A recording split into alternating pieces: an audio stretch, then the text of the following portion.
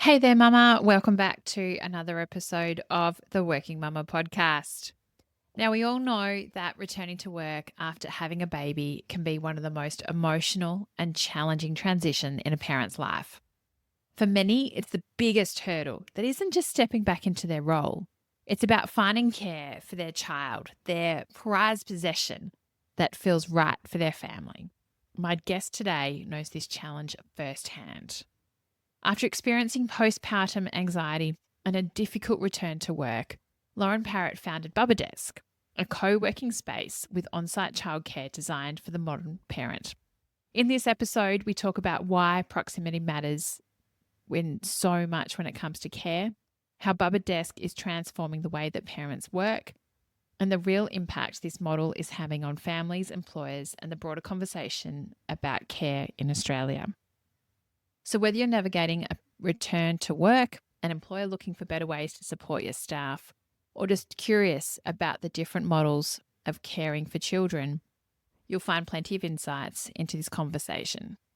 Let's get into it. Welcome, Lauren. Welcome to the Working Mama podcast. How's your day going so far? It's very good, thank you. Well, just wanting to get to know you a little bit more before we get into our chat. So do you want to just tell us a little bit about yourself, your career journey, your family, and what led you to do the work that you're doing at the moment? Absolutely. Lauren Parrot. I am the founder of BubbaDesk and also mum of two young boys, Charles and Harvey. I have a career in marketing and then more recently in sales for a fintech company. So certainly not very related to the industry that I am now in, but has set me up for the foundational things and practices that you really need to understand when running a business. What led me to the work that I now do is really my own postpartum experience. I had a lot of postpartum anxiety with my first baby, Charles, and my return to work was not the best. It actually amounted to a very visceral anxiety attack whilst on a trip to New Zealand quite soon after returning to work. And so I really started to think at that point, the care options that are around me and what I had as my options and how they just didn't really suit my needs and wants at the time with my young baby. So that led me to come up with the concept of BubbaDesk. And here we are today. Fantastic. So what is BubbaDesk? Because I know you're going to refer to it about throughout our chat today and things like that. So just so we all understand from the outset, what is it and what's the concept? Yes, absolutely. So BubbaDesk is super simple. It's co-working with on-site childminding. So one room is dedicated to the hot desks and the private call rooms and the meeting rooms, and the space next door is set up at the children's space with dark sleep rooms, qualified nanny team, all open plan, sleep cameras in the sleep rooms that parents can log in and have a look from the working space. It's really a concept designed for the modern parent to support productivity, but also close proximity to their child. Fantastic. And are there many other solutions like this around the world? It's it's gaining traction as a trend, especially in the US and the UK. Look, getting into the US childcare system and the parental leave system is an entire podcast series in itself. Yeah. But there's certainly a huge gap there in how they support their working parents, especially mothers. And in the UK, quite similar landscape to Australia, high demand, low supply, no proximity care. So the trend is gaining traction, certainly. Fantastic. So what, just in your dealings and I guess also what your experience from yourself, what are you hearing about as some of the biggest challenges facing parents at the moment? Because there is, as we're recording this in 2025, there is a lot of noise and media and things like that around, the care options for women, particularly, sorry, for children, but definitely aimed, I would say, more so in the media at women, even though we know both parents certainly can actually care for their children. Mm. Yeah. Look, I think some of the challenges at the moment is, the reality is that both parents have to work. Gone are the days of really the popularity of stay-at-home mother. I think that's twofold. One is the economy is kind of forcing it. And second is if females in general and mothers in general, we want to have a career. We want to pursue our goals. We need it for, you know, personal growth, and we need it sometimes for our sanity, right? So I think, that's a shift that's been around for a long time. That's not a 2025 thing. But what's happening is that the current childcare model has not really kept up with the modern working parent, especially mothers. It doesn't provide proximity, and it, I think, is just, it's not a model built based on listening to parents' needs at this point in time. Mothers are feeling torn. They want to pursue their career, they want to build their businesses, but they also want to be close and present and be the best possible mother they can be. And with the current care system, that's not really an option because of the physical distance that you might have with your child. What do you mean as well by proximity? Is that proximity of care or proximity to, like, is it like, yeah, just trying to understand what you mean by that.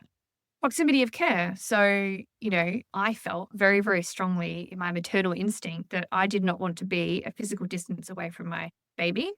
I personally choose not to use traditional daycare until the age of 3.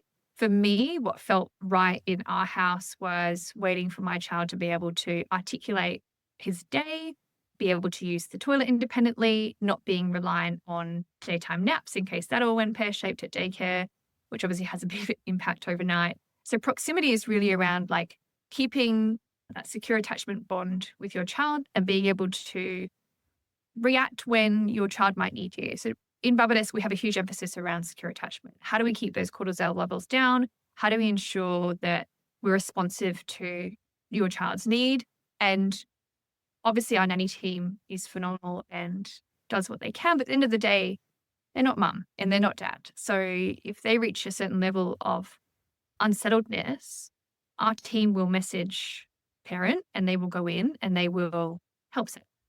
And that's one of the main reasons why people choose our service is because of that close proximity, the ability to just pop in. Now, you can do that with a nanny, obviously, at home, but, nannies are quite inaccessible for a lot of families. They're not tax deductible. They're not subsidized. Finding one and retaining a good one is like finding a unicorn for some people. So, yeah, that's what I mean by proximity. Yeah, so it's just one of those things. I know a lot of people are like, okay, what does it mean and things like Yeah. that. But I guess also just ensuring that we're all on the same page. And so you said that where the way that we work and where we work and things like that has certainly evolved over the last few years. What do you then think why do you think the care system has then been set up that way? And as you said earlier, hasn't probably kept up to date with the way we are at the moment. What's your view on that? I just think there hasn't been a review of what actually works for the modern parent. It's not a natural approach to really listen to what a parent wants and needs. Daycare's been around, since the 19th, 20th century in some form. It hasn't really evolved in the way in which it has been delivered as a concept. Obviously, it's evolved in its regulation and the emphasis on education, but it's not actually evolved as a concept. It hasn't really tried to integrate work life with home life. There obviously are some organizations that have inbuilt daycares, but that's obviously limited to certain numbers.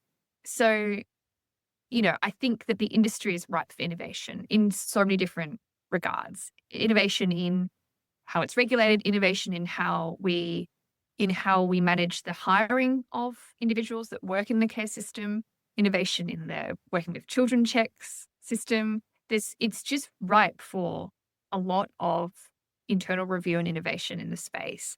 It's sad that it's come to the point where we've had to have multiple extremely negative and saddening news stories for it to actually get looked at. But we're here now and we're finally being heard as parents. And the system is due for a shakeup. It's due for new ways of looking at the childcare model. It's not a one size fits all anymore. Daycare doesn't suit everyone. A nanny doesn't suit everyone, and co-working with on-site childcare doesn't suit everyone. But the point is that we need care options for different family circumstances. Yeah, certainly it's not a one size fits all. Not all children are the same. And look, I will premise this as well that I think there have been, like, unfortunately, what's been reported is a very small percentage of childcare centres that have, done the wrong thing and certainly not reported, or, the systems haven't regulated it. But I know, even through my own personal experiences, I've had no issues with my direct childcare, and it's certainly saved our family, and it's allowed me to work on, even during COVID and the like. So unfortunately, there are, if not, yeah, the whole system, I agree, definitely needs the innovation. And unfortunately, it's going to take those very few people that have done the wrong thing to hopefully build about it. But we also know that in terms of funding models and the like, there's also been two government reviews. I know that we're waiting for the latest productivity commission and the recommendations put to government and things like that. But obviously the care and I guess how the funding model of that also looks as well. You've got options, but then also I guess the funding that goes into that is another really big part as well, because it's, yeah, regardless of which care option you use at the moment, it's certainly quite expensive regardless. And obviously that's, around people's incomes and things like that as well. But, it's not cheap regardless, is it? No, it's not, obviously. No, I mean, having children in general is not cheap. And I think there's opportunity to review how it's funded. There's argument for should childcare be tax deductible? It's an enabler for people to work. Should we be reviewing how it's funded? I'm not an expert in the field of government policy or an expert in how things should be funded. But what I hear from parents is that it should be, we should be able to choose how the funding is applied so that it suits their life stage and their family. And the current subsidy is incredibly complex and very complicated for some. It's not straightforward. The amount of posts I see in these mothers groups on Facebook being like, help, I don't understand. I'm supposed to get 80%. I'm getting 40. Like, it could be so much more simple. It should be simplified in the approach. It should be considered as an enabler for productivity. And so therefore we should subsidize it in line with that, impact that it would have on the bottom line of the economy. Yeah, it's amazing how the care economy of both, I guess, young children as well as the elderly is certainly not valued in so many ways. If we then also then had to, I guess, get that glass ball and sort of consider the future of what it could look like from your opinion, what are some of those things that you would like to see and be those enablers, to improve, female workforce participation and, both parents enabled to work? Yeah, look, I think it again comes back to what are parents asking for? I am not an expert in any of these fields, but what I am an expert in is what parents tell me. We have, tens of thousands on our database. We survey people all the time to understand what would help them and their child in their return to work, really honing in on those first initial 1,000 days. And what we hear from parents time and time again, and I use this word every single day about 100 times, is proximity. They want to be close to their baby. Like, it just comes down to this instinct, maternal or paternal.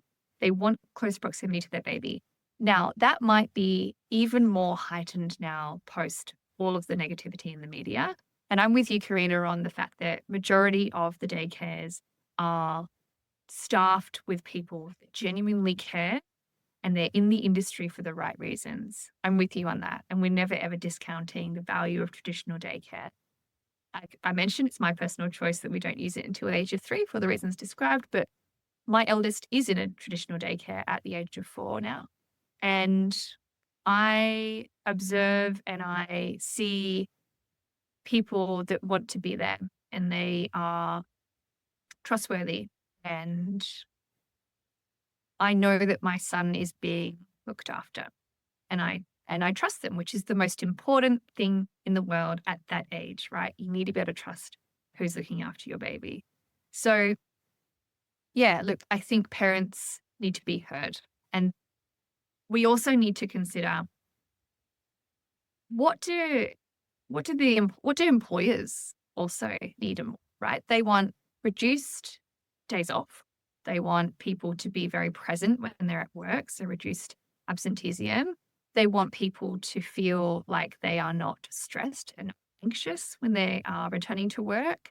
And this close proximity structure actually has an impact on the employer as well, right? They're seeing parents returning to work with a nice kind of easing into that transition of out of home care, using a service that enables close proximity. And, the impact within the household as well, like we're increasing equity within the household by enabling. I had this story the other day chatting to a member in the kitchen, and he says, my wife was able to pick up more shifts. She was a nurse, because I'm able to take more of the load by using a service like this, and taking just the logistical load as well as the mental load away from her for a couple more days so she can pick up more shifts. And the impact of that is they were able to buy a house sooner than they originally planned. So, it's a very simple concept that actually has profound impacts in multiple different layers. I think that we also need to consider how funding is given and awarded to families. They should have the choice of where they want to apply that funding. I totally agree that there's an argument for productivity and efficiency of using models where there are more children and the efficient use of a nanny or a caregiver. I understand that. We can't afford to have one nanny per household across Australia. We would need 1 million nannies. But if I could magically create lots of my BubbaDesk nannies, I would be a very wealthy woman, because I think people would buy them because they are, unicorns. They're hearts of gold. So yeah, I think it's important that we have the choice of where we apply our subsidy. And I know that there's an organization, grassroots organization called For Parents AU, that are campaigning for that with a petition at the moment. And that's BubbaDesk's stance as well. I think we need to reconsider how the funding is applied for families. Yeah. And you mentioned about the employers. I know that there are some employers that are coming on board to support BubbaDesk. Do you want to just tell, obviously there's with this as well, because as you turn back into work, there's also then the thought about, returning back into the office and reconnecting with colleagues and I guess the organizational culture. How are you seeing a shift with employers and organizations in this space as well? Absolutely. I mean, two of Australia's largest organizations, CommBank and Woolworths Group, adopted BubbaDesk as an employee benefit. So have Canva, Safety Culture, and, numerous others to name a few. Why are they doing it? Because they see the value in helping parents return to work with that the ease of transitioning of out-of-home care, like I mentioned. They're seeing parents take less time off. So they're returning to work slightly earlier, because parents, especially mothers, can continue that close proximity. They can continue to breastfeed if they want. That's a huge one. We're recommended that we breastfeed for at least 12 months, but then the carer system and the parental leave system doesn't support that. So this model enables parents to do that more. We're seeing employers actually subsidize the cost and pay for BubbaDesk in full. And we're also seeing employers look at integrating a BubbaDesk into their buildings as well. So we can support both when parents are working hybridly and also within the actual office. Now, they wouldn't have a workforce if they didn't support working parents, right? And so then they wouldn't even have a culture. So I think they see the value in this type of service and the impact that it has across teams, as well as the bottom line, right? And that's what most organizations realistically care about. Culture is obviously highly important, but at the end of the day, they're looking at revenue and profit margin. Yeah. I just know, I think about my own organization. It's a large corporate that I don't know. Yeah. How do you go then, I guess, addressing that conversation from an employer perspective, that if they're probably wanting you, there's obviously a shift at times as well in a broader sense about getting people into the office and on the same days and the like. What's your view on, like, I guess, yeah, returning back into work after parental leave and that transition, but also then speaking with, I guess, the broader culture and things as well. I know that's what some people will be thinking of. Oh, my employer may not let me do it, or even if they're a small business, I guess that proximity element, they may live locally to the office and things like how can we navigate that as well? Or I guess it's also, there's not a one size fits all. And I guess it's also making sure you've got the care arrangements for your children that suit you and your family. This new legislation that was introduced, I think last year or the year before, that really supports the return to work parent. So organizations now have to provide quite substantial evidence as to why parents cannot work flexibly, which I think, it's obviously more in favor of parents of young children.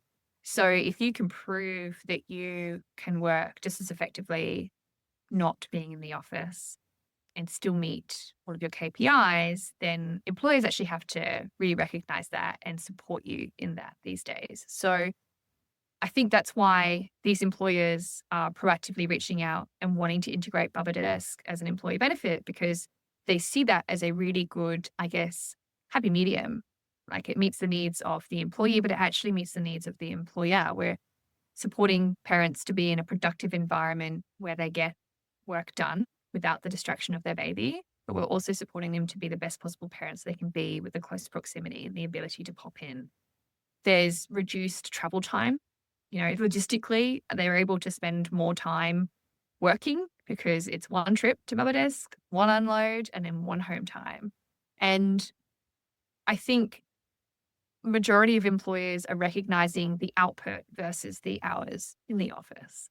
Obviously, there's still some archaic thinkers that don't agree with that, but we're seeing a really positive response to a service like what we offer. We're also seeing large organizations move to more of a flexible office environment as well. There's certainly a growth in this flexible workspace whereby organizations are taking up hot desks or a square meterage within a co-working space because of the flexible requirements that they have now for a hybrid team and for the ebbs and flows of, their team growing and shrinking. So I think overall, yes, the media is saying we're all going back to the office, but hybrid work's here to stay in every single piece of research, surveys, data that you observe. At least 2 to 3 days a week, parents, especially in that life stage, are able to stay at home and work flexibly. I personally see the value, and from my own experience when I was younger and I was more of a, impressionable intern or young to the workforce, absolutely get them in the office. They need to be around people and understanding how everything works. But certain life stage for a certain period of time, when your child is 0 to 3, if you can support your employee during that period of time and allow flexibility and still enable them to perform, you're going to hang on to that employee longer term, right? So there's a direct impact for emphasizing that period of time and the support that you can give an employee. And these guys are recognizing it. I get inbound requests. It's not me having to pitch to say, this is the reason why. So it's good to see. It's really good to see. Yeah. And do you have any research that you've done, or just, I guess, anecdotally, just in relation to, I guess, that the benefits of that proximity is what you speak about?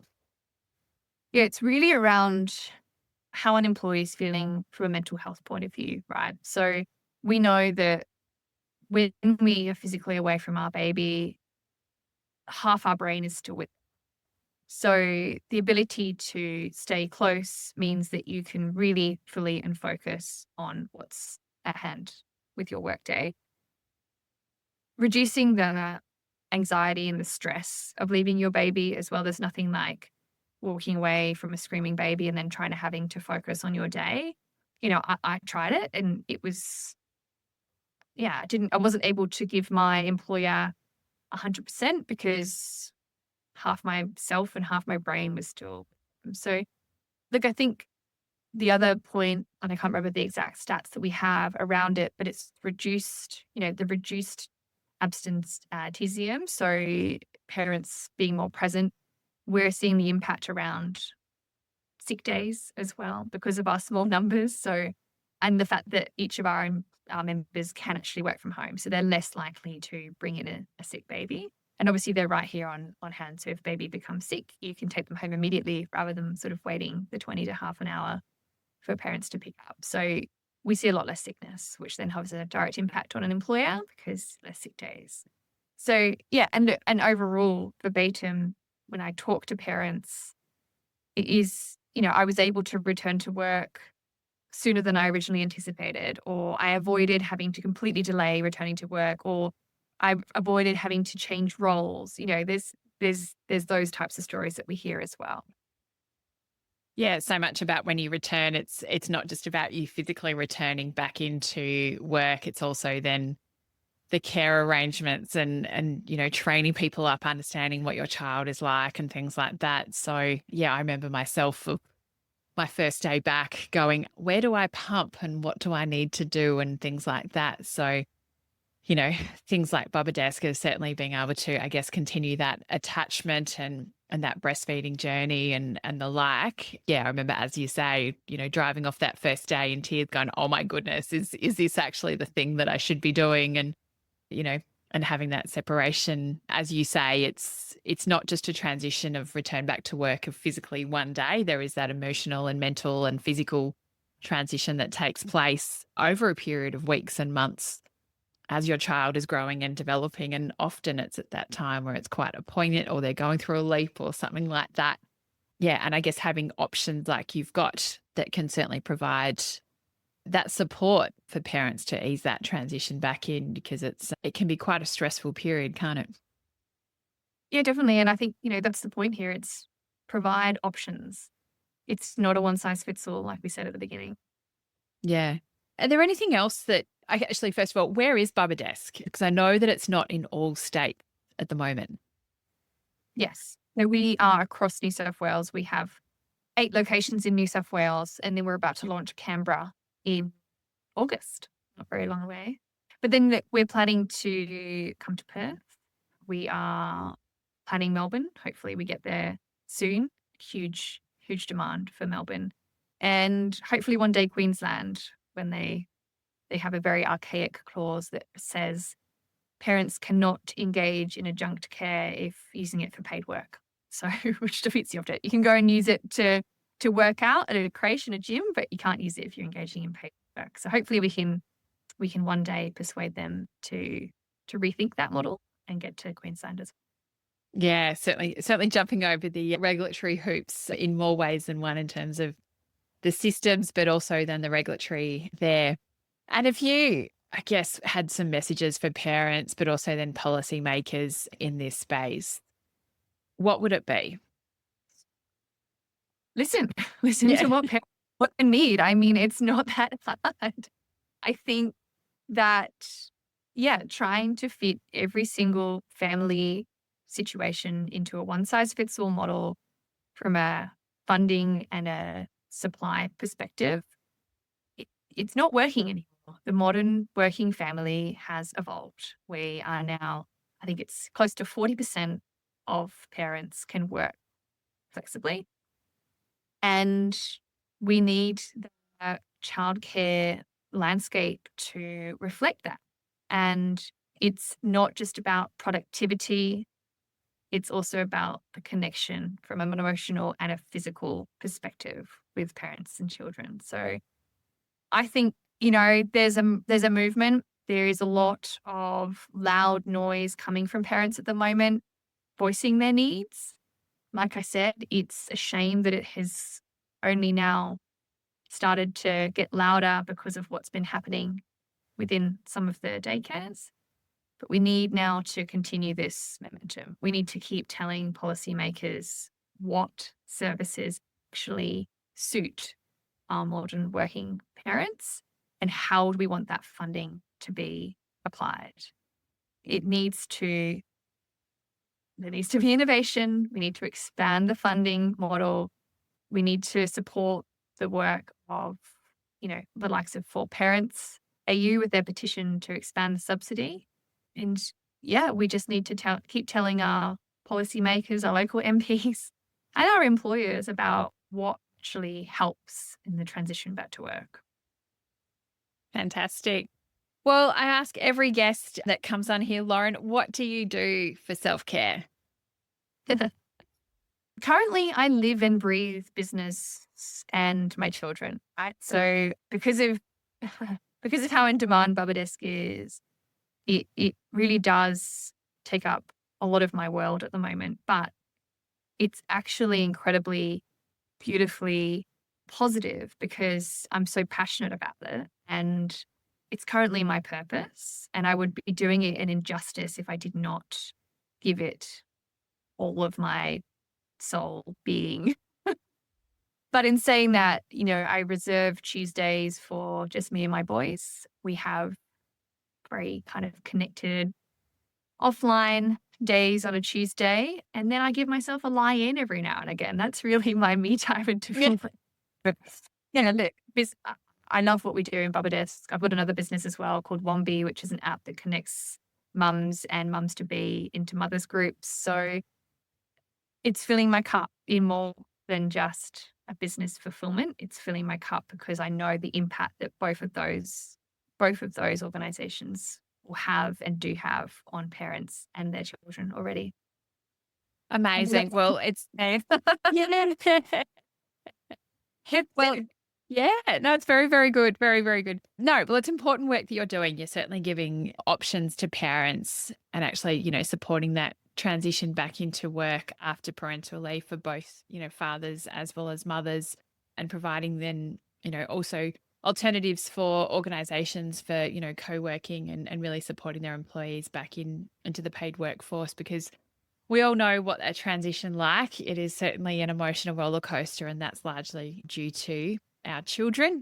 And often the cause of that is, the care arrangements that we do have. So keep up the great work and forging ahead in what you're doing. If people want to get in touch with you, where can they find more about Wombat and also BubbaDesk?